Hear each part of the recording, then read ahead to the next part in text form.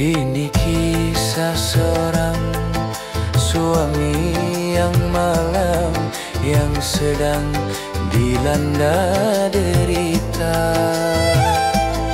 Korban dari istri yang pergi ke dukun untuk membuat suami tunduk dan patuh.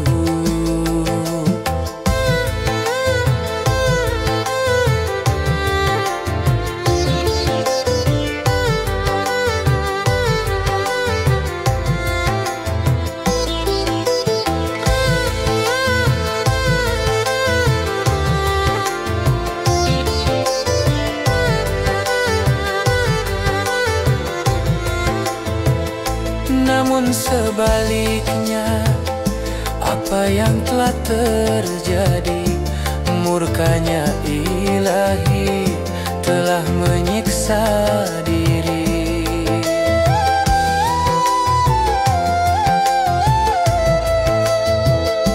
Anak yang tak berdosa kini menjadi korban karena ulah sang istri yang menuruti setan.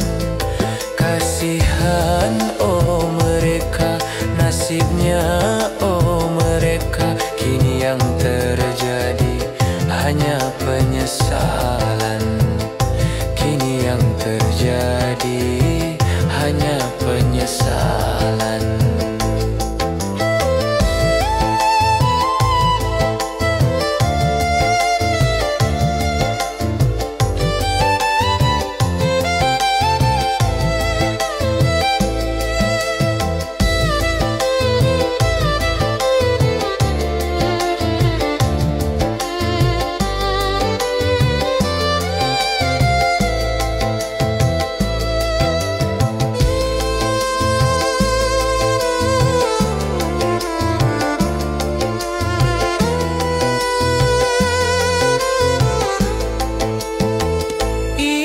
Kisah seorang suami yang malang, yang sedang dilanda derita.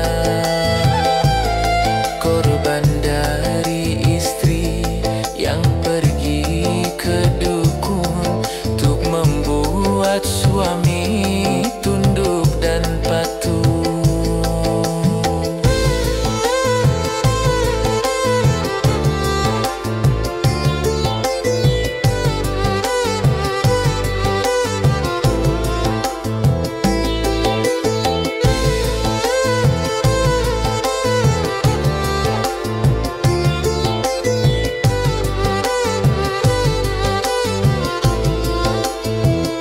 Namun sebaliknya, apa yang telah